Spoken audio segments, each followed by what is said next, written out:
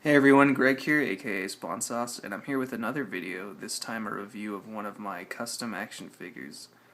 This is my recently completed Corvo Attano figure and environment based on the video game Dishonored. This was a commission piece, and I did end up playing through the game to get a sense of the world and characters, and all of my quote-unquote research or time spent playing the game really paid off when it came to all the details in the figure and the backdrop. So what I want to look at first is his movement and articulation, because I'm constantly asked, how do my figures pose? Does the fabric restrict the movement? What kind of poses can they get into? So let's just take a look at that first. Let's get these out of his hand. Okay, so let me mention that this is a Hasbro Marvel Legends Bucky Captain America body underneath. And I really like the proportions on this figure when it's sanded down, and the way all the joints interact, especially those hips and the ankle swivels, but we'll get to those. So the head is on a ball joint, but it is restricted by the hood, which is glued in place. So not a lot of movement there, but he can still turn a little bit. And the arms, the shoulders are restricted by the coat, so they can move about that much laterally, and there's quite a bit of forward and back motion. So, I think that's a fair trade for the aesthetic look and his double jointed elbows. Now the hands are from a Mattel Movie Masters figure, so they're just on a swivel, no disc. Alright, so moving to his torso, he still has a bit of an ab crunch, but it's very subtle. And there's still the torso waist swivel a little bit. So I always like to make sure that the characters I work with or am making can do at least one or two of their iconic poses, especially if it's something that they're known for. So in the game, Corvo's constantly crouching and sneaking around.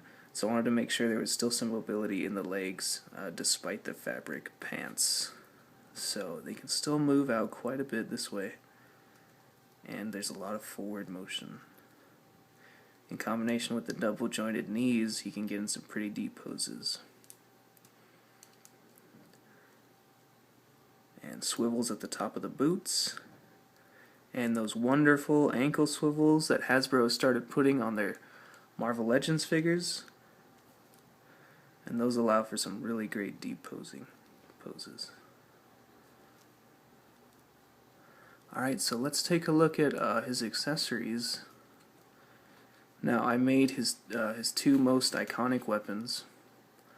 His short sword, and the blade on this is styrene, and the hilt and handle are sculpted.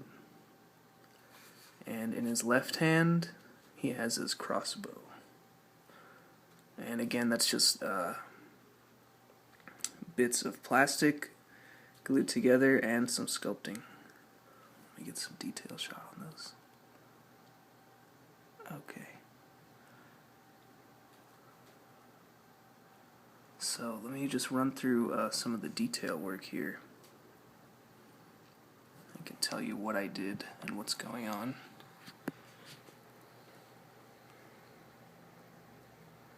So the head is fully sculpted, and his death mask is on most of the promotional materials and is really the most iconic image when it comes to this game. So I had to make sure I got that right.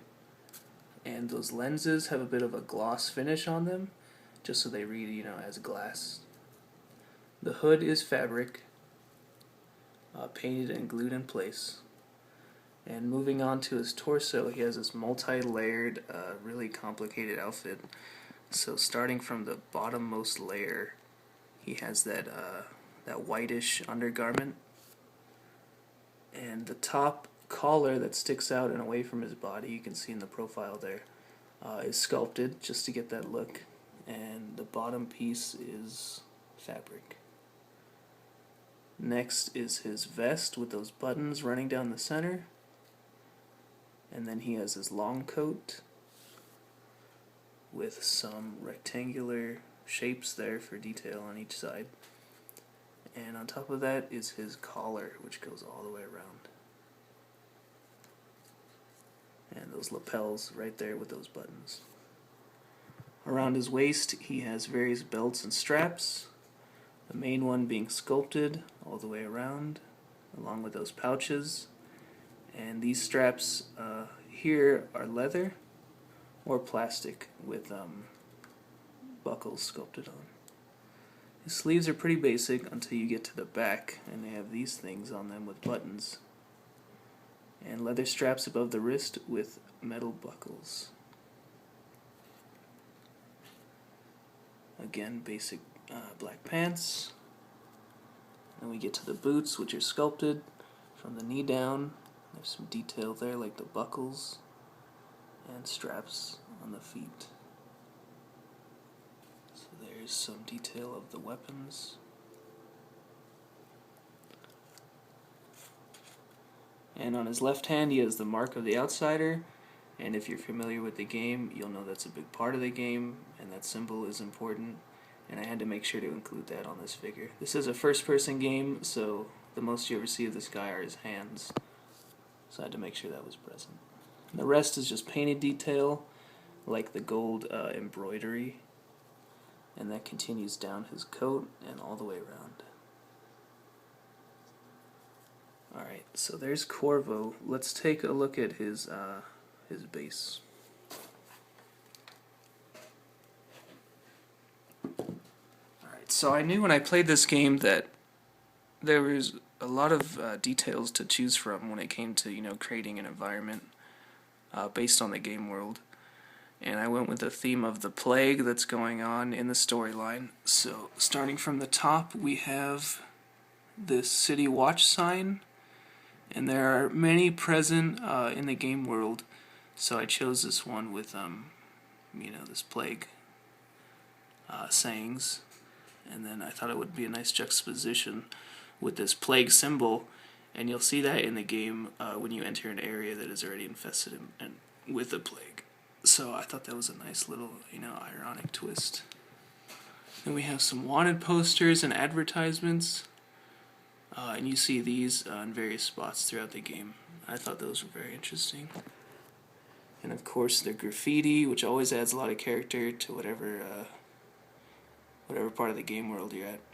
So some of it ranges from creepy to very creepy, with these runes, symbols, dealing with the rat plague.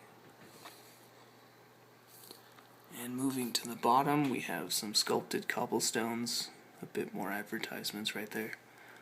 Some whale oil leaking out of these pipes, and that's important to the game's plot and the game world.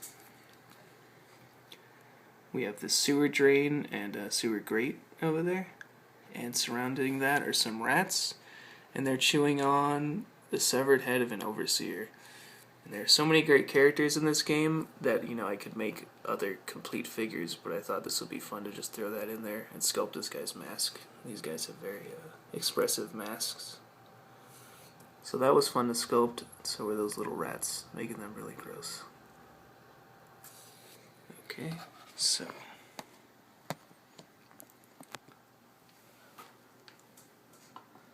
there is Corvo Attano and his environment from the video game Dishonored. Thanks for watching, and I will have more videos.